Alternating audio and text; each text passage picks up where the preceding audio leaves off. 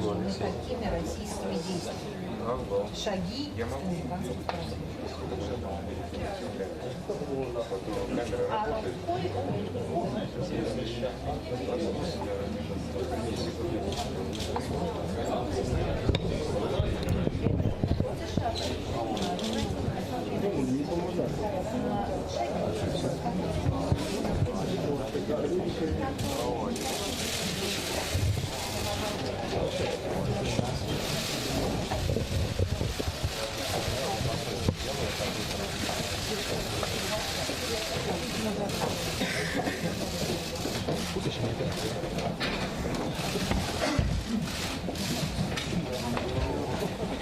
Добрый вечер, уважаемые дамы и господа. Мы рады приветствовать вас в Интерфаксе.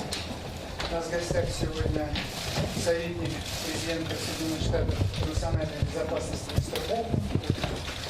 И наша пресс-конференция посвящена итогам его визита в Москву и переговорам здесь в Москве с представителями высшего руководства России. Перед началом пресс-конференции я попрошу вас привести ваш телефон в беззвучный режим. И мы начинаем. У нас будет последовательный перевод. Я представляю слово нашей переводчице, пожалуйста.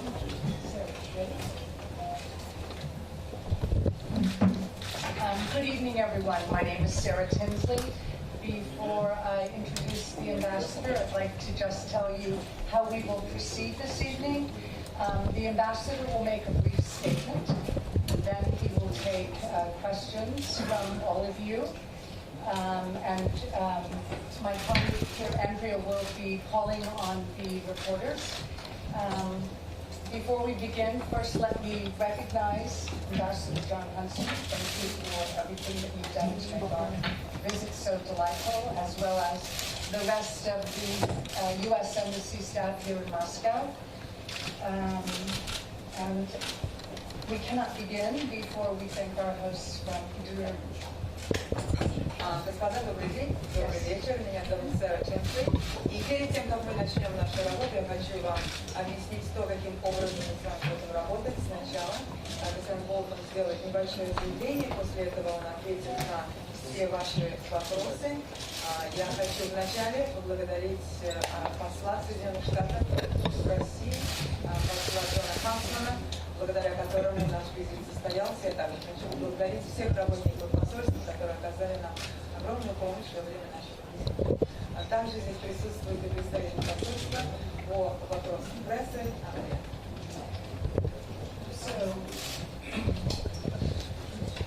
Yes, thank you to our hosts. And with that, Ambassador Bolton. Thanks, Sarah. Thanks very much for being here.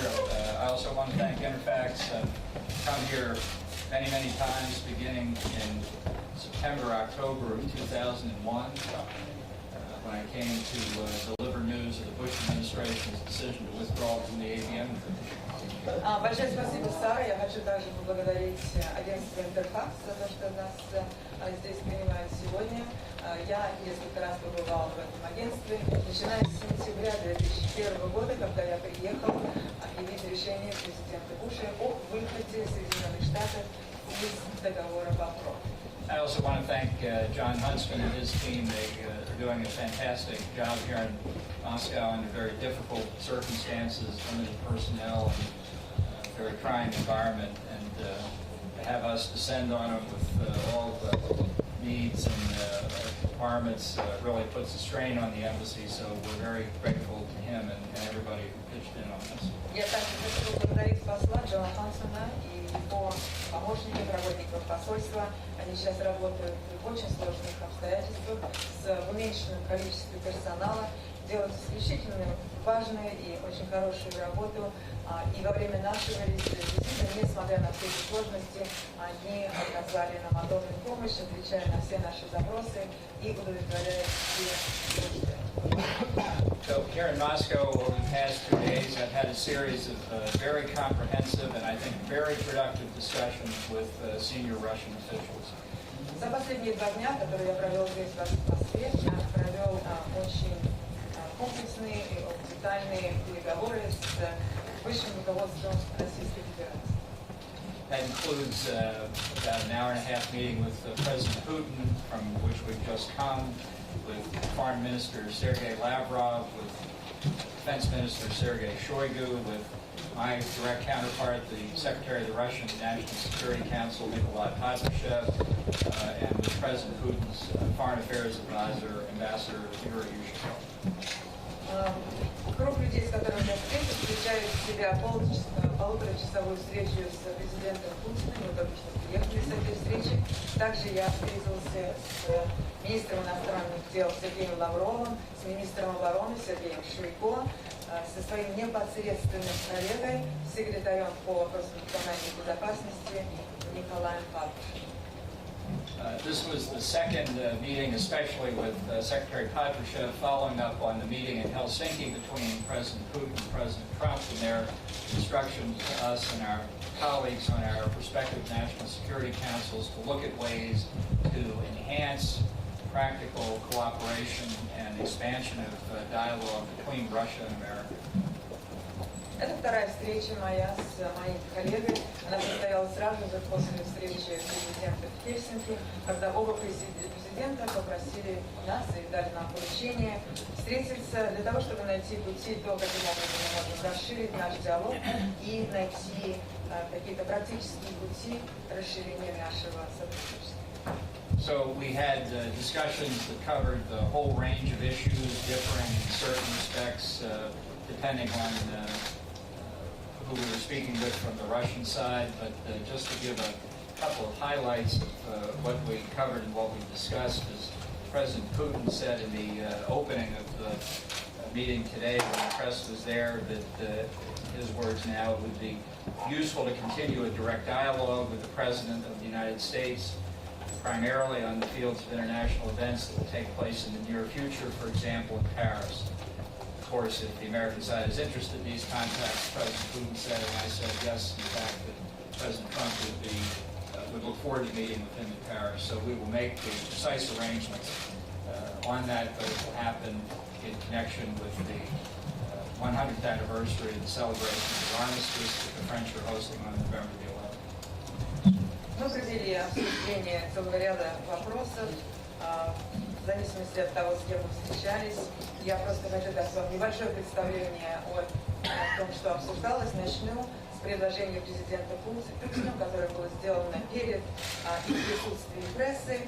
Было сказано следующее. Было бы очень полезно встречаться нам с президентом, может быть, встречаться на полях международных различных событий и встреч. И если американская сторона это устроит, мы бы могли встретиться в Париже, на что я ответила, что да, эта встреча будет возможна, и она состоится на праздновании 100-летнего юбилея окончания Первой мировой войны, которая будет проходить 11 ноября этого года. Among the issues we discussed where we agreed that we'd have more discussion, actually tightened coordination and in-depth discussion of Russian and American policies with respect to Syria. Одним из вопросов, которые мы обсуждали и пришли к согласию, мы решили укрепить и расширить координационные действия России и Соединенных Штатов по вопросам Сирии. We discussed, again, following on from conversations in Helsinki and then in August in Geneva with Secretary Patrushev, we agreed that the Russian-U.S. counterterrorism dialogue at the level of the Deputy Secretary of State, Vice Foreign Minister in Russia would begin again in December. We'll fix the exact dates, but this counterterrorism dialogue we view as very important. It will be complemented in due course with the resumption of dialogue on counter-narcotics and human trafficking issues. Также, продолжая те договоренности, которые были достигнуты в Хельсинки, мы с моим коллегой, секретарем по вопросам национальной безопасности, договорились о том, что Россия и Соединенные Штаты будут сотрудничать по вопросам борьбы с терроризмом. Эта работа будет поручена и будет осуществляться на уровне заместителя госсекретаря Соединенных Штатов и к министру иностранных дел Российской Федерации. Первая встреча будет проходить в декабре этого года. Будет обсуждаться целый ряд вопросов, связанных с борьбой с терроризмом. Мы также поговорили о том, что в дальнейшем эта работа будет расширена, она будет включать в себя и даже борьбу с незаконной продажей наркотиков и продажей. On another subject that President Putin and President Trump discussed in Helsinki, we agreed that the first meeting of a joint U.S.-Russian Business Council would take place in the first quarter of next year. This is something that Ambassador Huntsman has been particularly involved in leading on. А также, опять-таки, после там встречи мы договорились о том, что будет проходить первая встреча совместного бизнес-совета. Эта встреча будет проходить также в начале следующего года. И тут надо сказать, что огромную роль играл в принятии этого решения наш посол Хансен, который заинтересован и будет заниматься. We discussed our continuing concern with Russian meddling in elections and why it was particularly harmful to Russian-American relations without producing anything for them in return. Мы также обсудили вопрос и выразили нашу озабоченность по поводу вмешательства России в выборы Соединенных Штатов. Поговорили о том, что, к сожалению, это не принесло никаких результатов. And we had lengthy conversations about arms control issues, the new strategic landscape, and the President's decision on the INF Treaty. Мы также провели детальные обсуждения вопросов, связанных с контролем над вооружением, и также поговорили о решении, принятом президентом Трампом, о выходе из договора о ракетах средней и меньшей дальности, РСФД.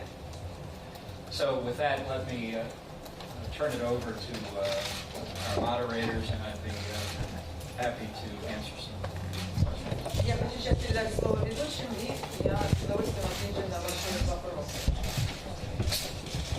If I may, before you ask your question, please be so kind to give your name and the name of your media outlet before you answer the question.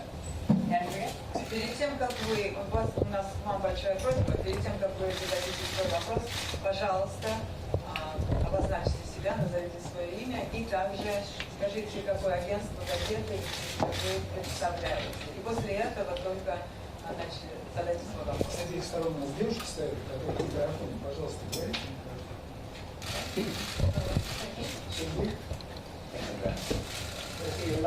Моя русская Айна. Сергей Бредевский, канал Россия. Если Соединенные Штаты и Россия окажутся свободными руками в плане выхода из договора по РСФД, то вот где-то хотим там ракеты и Сталин, в последние дни так много из уст американских чиновников сказано про Китай, что Китай решил разработать власть, и неужели опять ракеты вернутся в Европу? Подобные смотреть через европейский континент, превращая европейцев опять в заложников. Или, возможно, некая территориальная оговорка между Россией и США в плане выхода из договора, но не нацеленными ракетами на туда. If the United States and the Russian Federation will find themselves free to withdraw from the INF Treaty, so what are they going to be doing next? Are they going to be concerned about China? Are they going to be placing the missiles in Europe? Are they going to be agreeing on some sort of territorial deployment of the missiles? So what's next for both countries? Well, I think we're a long way from any decisions on those kinds of questions. I think it was important from our perspective, as President Trump said on Saturday and said again yesterday, to deal with the question of Russian violations of the INF Treaty. It's a position Russia doesn't agree with, which we feel very strongly about, and was a major factor in our decision to withdraw. I might say, for the context involved here, this is not a subject that arose yesterday. This question of Russian violations is long and deep. something that both the Trump and the Obama administrations were very concerned about. In fact, just to give a little context to say, I would like to read from a speech in 2015 by the Obama administration's then Undersecretary of State for Arms Control and International Security, Rose Gottmuller. That's a position I held in the Bush administration. And this is what Undersecretary Gottmuller said in 2015. Пока что этот вопрос не обсуждался так детально, как вы его задали. Вопрос является очень важным. Об этом говорил президент Трамп в субботу, он также говорил об этом вчера. Все наши решения имеют отношение к тем решениям, которые, по нашему мнению, осуществлялись Российской Федерацией. Мы знаем, что Российская Федерация не придерживается этой позиции, не согласна с нашими заявлениями. Но необходимо понять также контекст, в котором это было принято решение. Это вопрос вопрос, который уже был на повестке дня 5 лет тому назад. Мы говорили, и прошлая администрация говорила о нарушениях, это говорилось в нынешней администрации. И для того, чтобы предоставить вам полный контекст того, что происходит, я хочу привести слова, которые были внесены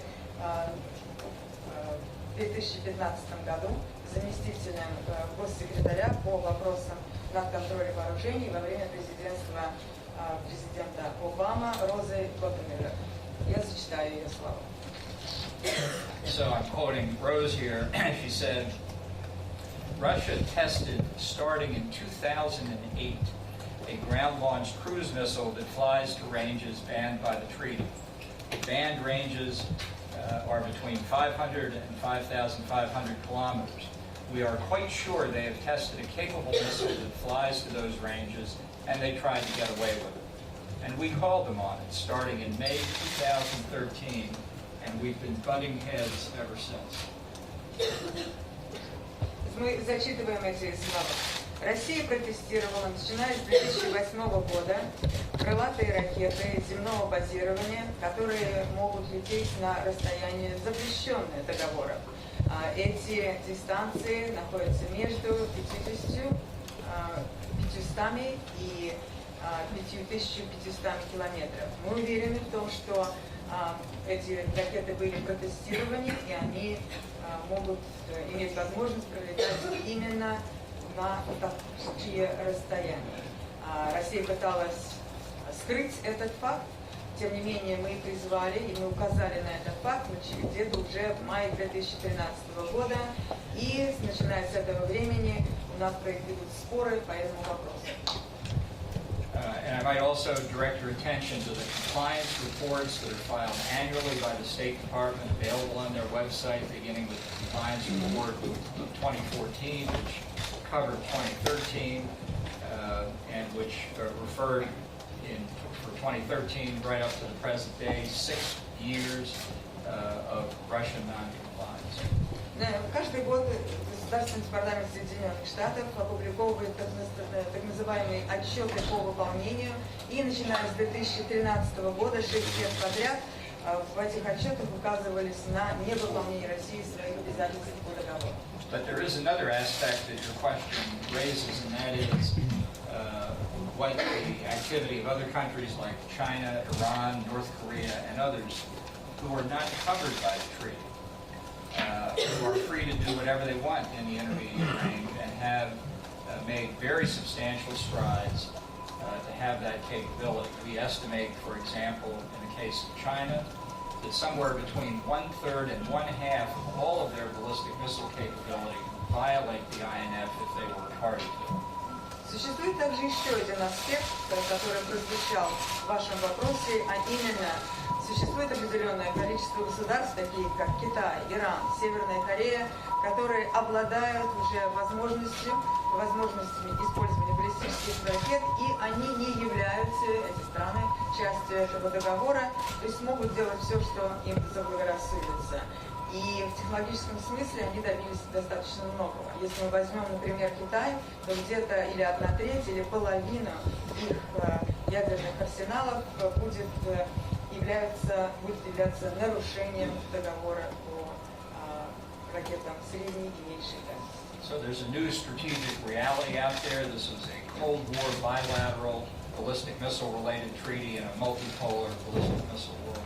То есть в настоящее время существует новая стратегическая реальность и новые необходимые, новые нужды, новые требования, которые не являются частью положений существующего договора.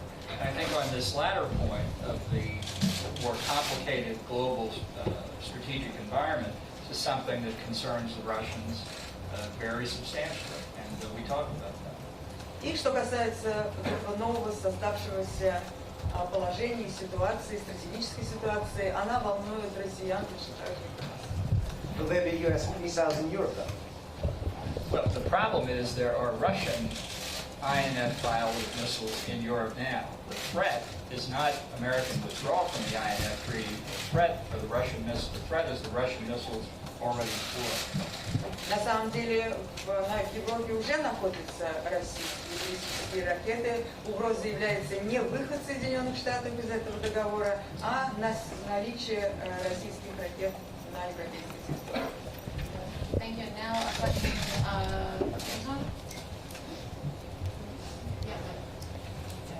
Oh, you're looking for the mic. Thank you, Anton Taranovsky from the Washington Post. So to follow up on that, did you discuss the possibility of a modified INF treaty that would include other countries? Or to put that question another way, if Russia were to come back into compliance with the INF, would you support withdrawal anyway? And one other thing. Can I, before you ask the third question, Okay. can I answer the first two? Just did you do a formal withdrawal notice was my other question. Yeah. Я сейчас переведу вопрос. Итак, в продолжении только что первого вопроса, были ли обсуждения, может быть, изменения этого договора, если Россия будет выполнять свои обязательства в рамках данного договора, или же вы вели, может быть, обсуждение того, может быть, подключить другие страны к этому договору? With respect to the question of Russian compliance, as I said, it is the American position that Russia is in violation. It is Russia's position that they're not in violation. So one has to ask, how do you convince the Russians to come back into compliance with obligations they don't think they're violating? Итак, отвечая на ваш вопрос, я могу сказать, позиция Соединенных Штатов состоит в том, что Россия нарушает положение договора. Россия отрицает такие нарушения и придерживается такого мнения, что Соединенные Штаты нарушают положение этого договора. То есть, каким образом мы можем убедить их в том, с чем они не согласны. And it's not like this is a new subject. As Rose Gottmuller said, they've been butting heads on it since beginning in May 2013. И сама по себе тема не новая, как вы только что услышали из речи, произнесенной в 2015 году Розой Готтмюллер. Она сказала, что спор об этом идет, начиная с 2013 года. Now, on the conceptual possibility of universalizing the treaty, yes, that's something that we thought of as far back as 2004. And some efforts were made to see if it might be possible to extend the treaty then, and shortly thereafter, they all failed. Что касается универсализации договора, то есть то, о чем мы только что упомянули, действительно, мысли по этому поводу существовали, обсуждения были, начиная с 2004 года, но пока что нет никакой возможности реализовать вот эти идеи. Just within, I think, the past 2 days, China has issued a statement that says it wants the United States to stay in the INF treaty. And if I were living in Beijing, I'd probably think the same thing, but I'm not. Кстати, говоря об этом, Китай где-то в последние пару дней сделал заявление, что Китаю хотелось бы, чтобы Соединенные Штаты оставались в договоре РСМД. И честно вам скажу, что если бы я жил в Бейжине, то я бы тоже придерживался такого мнения. And in terms of filing the formal notice of withdrawal, that has not been filed. It'll be filed in due course. I can tell you again from the example of the ABM treaty, I remember this very vividly, I was due to fly to Moscow on September the 11th, 2001. Obviously didn't happen, but I came later in the week on a government plane. That's when we had the first discussions on the subject, and we filed our notice of withdrawal, if my memory serves me, sometime in December. Что касается официального заявления о выходе из договора, пока что такого официального заявления не было сделано. Мне это напоминает ситуацию, которой я хорошо знаком, а именно наш выход из договора по ПРО. Я должен был прилететь в Москву с этим заявлением 11 сентября 2001 года. Естественно, в тот день этого полета не состоялось. Я вылетел в Москву несколько позже на государственном самолете, и если мне не изменяет память, то официальное заявление о выходе было сделано намного позже. Next, let's see. Arbitra? No? Okay. Sorry, you're over there. Okay. Jenny of Bolton Archaeologist, wondering what you think about November sanctions, and will the U.S. impose sanctions for the chemical weapons in Russia in November? Вопрос по санкциям, которые будут объявлены в ноябре. I'd rather keep the questions on the subject of the meetings here in Washington, but that subject did come up, and I can tell you we're looking at the statutory obligations we have in light of the chemical weapons attack in the United Kingdom, but we've not made a decision yet on sanctions. Я бы хотела вас всех попросить, чтобы вопросы, которые вы задаете, имели отношение к тем встречам, которые проходили здесь, в Москве, но я могу вам сказать, что мы обязаны законодательством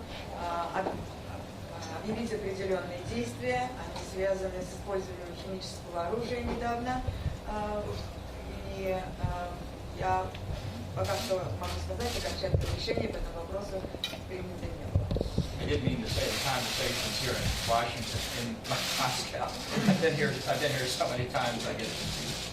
Господин Болтон оговорился, и когда сказал, что я бы хотел, чтобы вопросы были по поводу всех встреч в Москве, он сказал в Вашингтоне, я, как вы услышали, сказала в Москве. Okay, stay on the side. Current time?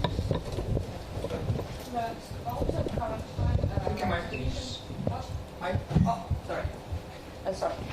Mr. Bolton, you already mentioned that you discussed with President Putin the melting of Russia in a U.S. election.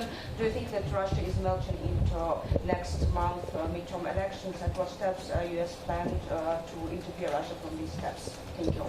Вы только что сказали, что во встрече с президентом Путиным вы говорили о вмешательстве Российской Федерации в выборы в Соединенных Штатах. Говорили ли вы о возможном вмешательстве промежуточных выборах в Соединенных Штатах, которые пройдут в ноябре? Well, I can say we're obviously monitoring potential for foreign interference in our elections across the board very closely. FBI Director Christopher Wray said about a month ago that we didn't detect anything like the level of involvement in 2016, but as he pointed out, that could change with one keystroke. We have 2 weeks to go until the election. I hope there isn't any meddling at all. But it's worth noting that the President signed an executive order about a month ago that will require a report from the Director of National Intelligence within 45 days after the election on whether any meddling took place. So we will be examining all of the information on an ongoing basis, but particularly after the election. Как вы сами понимаете, мы внимательно следим за всем, что происходит в преддверии наших выборов. Директор ФБР Крис Рэй сказал, что пока что они не видят никаких действий, которые напоминали бы по своим размерам действия в 2016 году. Естественно, все это может измениться, может измениться буквально с нажатием клавиши клавиатуры компьютера, но я надеюсь, что ничего этого не произойдет. Президент Трамп издал указ о том, чтобы ему был предоставлен отчет представителями ФБР через 45 дней после проведения выборов о всей этой деятельности, которая напоминала бы вмешательство. Okay, let's see. In the back, Ria?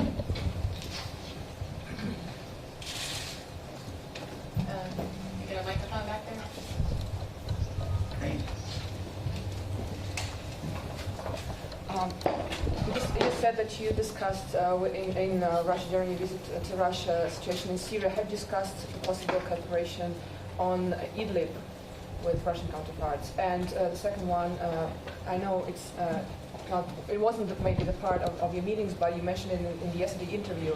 So, are you going to revise your partnership with Saudi Arabia in regards of this recent assassination? Thank you.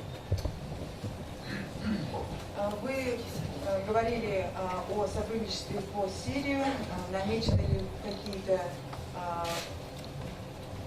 встречи по поводу и переговоры по поводу Идлиба и после Идлиба, и также вопрос по тем событиям, которые произошли в связи с убийством журналиста из Саудовской Аравии.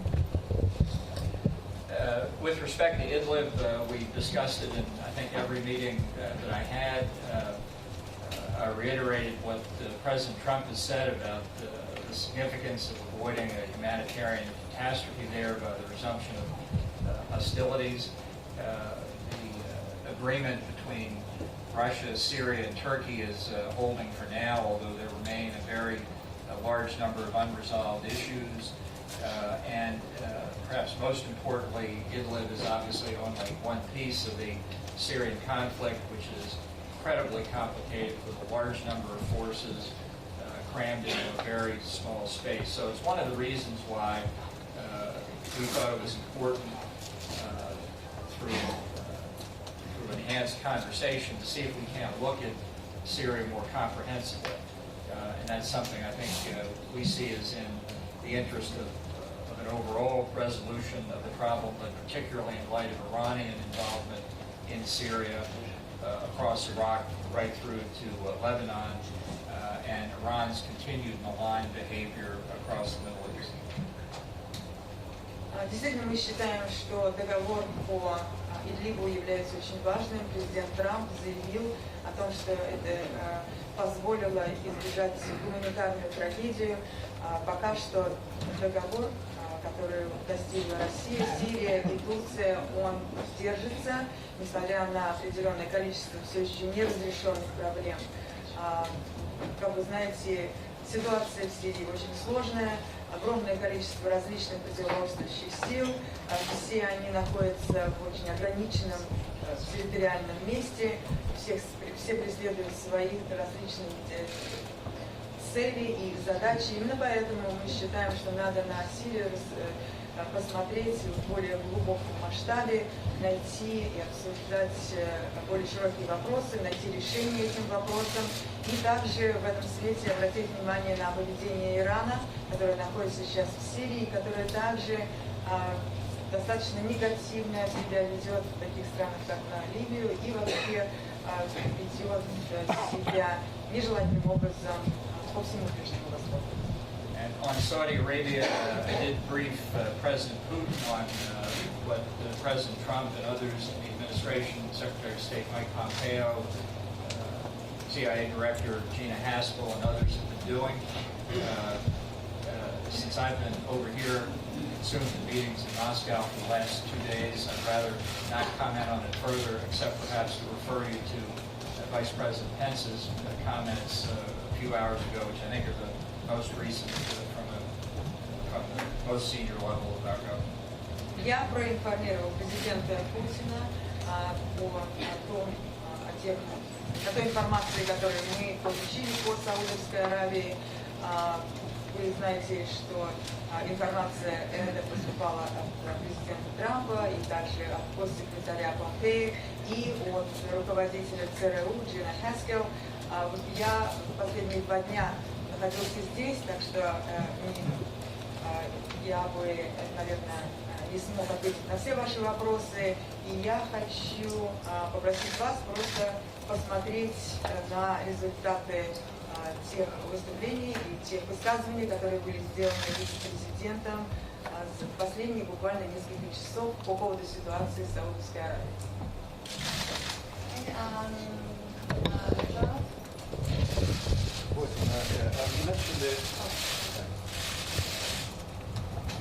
Mr. Ambassador, you mentioned that this attempts to universalize the INF treaties have failed in the past, and I wondered then what options are available going forward, and what do you say then to allay concerns in the United States, in Russia, and in Europe that this opens the door to potential arms race?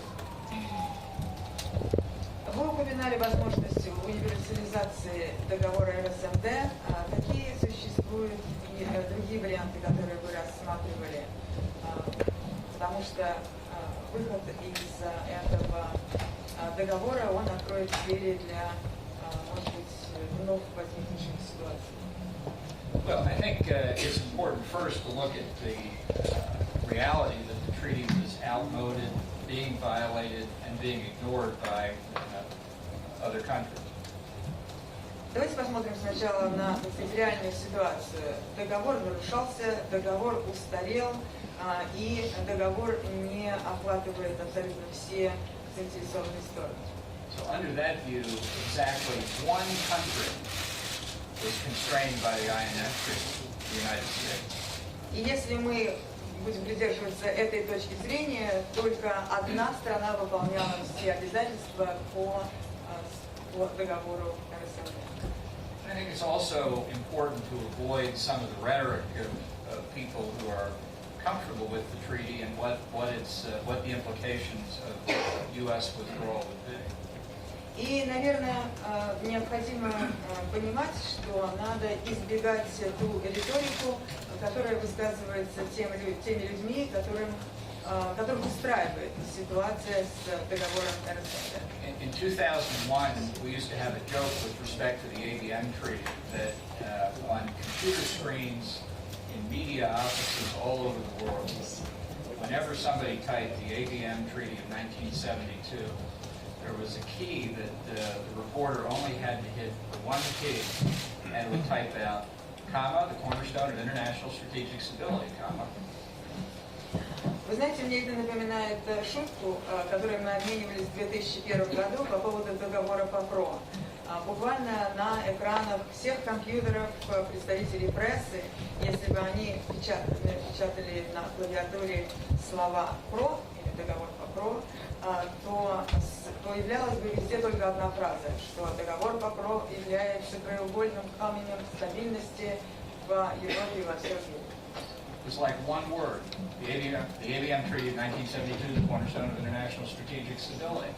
So if you take away the cornerstone, the entire construct of international stability collapses. It was not true. It was not true then. It will not be true now with the withdrawal from this treaty.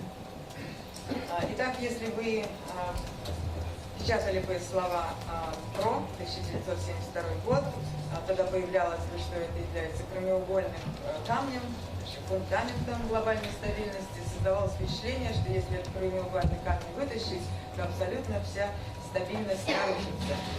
То же самое, наверное, и, тем не менее, ничего этого не произошло. То же самое, наверное, можно сказать и по договору РСМД. Okay, I think we have time for two more. So, Andrea? Okay, RTVS?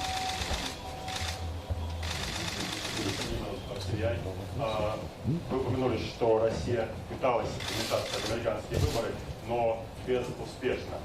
Следует ли это понимать, что подобные кибератаки вообще бесполезны? Или Россия что-то сделала не так? И если эти атаки были безуспешны, ожидайте нам снятия санкций России, введенных в связи с этим? You mentioned that the Russian Federation tried to interfere without any success, tried to interfere in the U.S. election, but it failed. So does this mean that Russia should have done something else? Or does this mean that it was proven that there was absolutely no result to the elections, that the sanctions will be lifted? Look, it's the effort alone to interfere in our elections that are objectionable. The fact was that the outcome would have been exactly the same by all the evidence we have. And if there were evidence to the contrary, we would have heard it by now. What the meddling did create was distrust and animosity within the United States, and particularly made it almost impossible for 2 years for the United States and Russia to make progress diplomatically.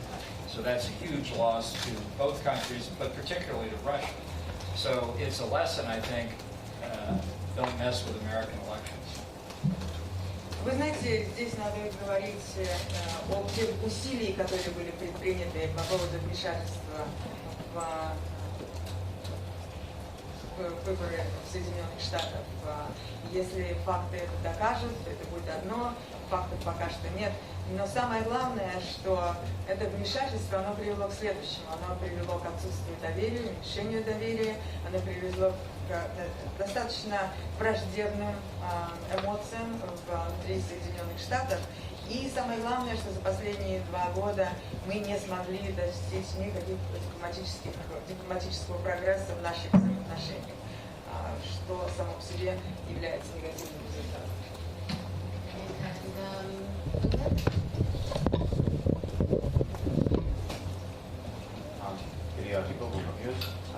Just follow up on this last question.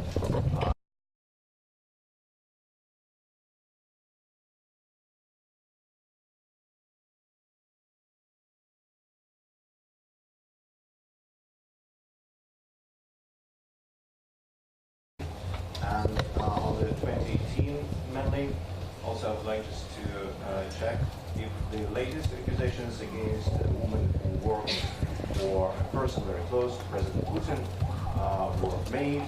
Is it a signal that we may see further sanctions based on the already criminal accusations that we've made to people close to Kremlin? Thank you very much. Я хочу задать вопрос в догонку предыдущего вопроса. Итак, имеются ли в Соединенных Штатах какие-то доказательства вмешательства России в выборы, во всяком случае, по результатам того расследования, которое проведено было службой безопасности Соединенных Штатов, пока что эти факты не были показаны. Теперь по поводу вмешательства в выборы 2018 года. Все последние события указывают на то, все аресты людей, которые были сделаны, также обвинения в ряд определенных лиц. Если это вмешательство не будет доказано, будут ли сняты санкции, или если они будут доказаны, будут ли объявлены новые санкции? Well, of course, we only know what has been disclosed publicly in the form of indictments and related information, but certainly taking what we've seen so far, there's no possibility that the outcome of the election would have been changed. If new information comes to light, obviously we'll have to take that into account. Пока что можно сказать следующее, и это можно сказать только на основе той информации, открытой информации, которая поступила из тех обвинений, которые были предъявлены определенным лицам. Если же появится какая-то новая информация, доказывающая вмешательство, то тогда, наверное, какие-то решения должны будут быть приняты. And that applies to the indictment of the Internet Research Association account that was just released. Go back and read that carefully, look at the time periods involved. И это даже имеет отношение к тем обвинениям, которые были предъявлены компьютерной фирмой, занимающейся подсчетами всех голосов. And if you want to talk about a really massive influence effort on the American political system, I'd suggest you read Vice President Pence's speech on China's efforts. His speech was 3 or 4 weeks ago, looking at everything that China was doing. A very, very senior U.S. intelligence official said it makes Russia look like the junior varsity. И что касается, так сказать, массивных компьютерных атак, кибератак, я могу привести здесь слова вице-президента Пенса, которые прозвучали в его речи по поводу того, чем сейчас занимается Китай. И в ней говорилось о том, что Китай сейчас проводит массовые кибератаки против Соединенных Штатов. Речь, кстати, была сделана несколько недель тому назад, вы можете ее прочитать. И там было сказано, что по сравнению с тем, чем занимается Китай, Россию можно назвать просто младшим партнером или младшим игроком. So thank you all very much. We're leaving very early tomorrow for Baku. Хочу вас поблагодарить. Спасибо, господа. Да, господа, спасибо. Прекратите.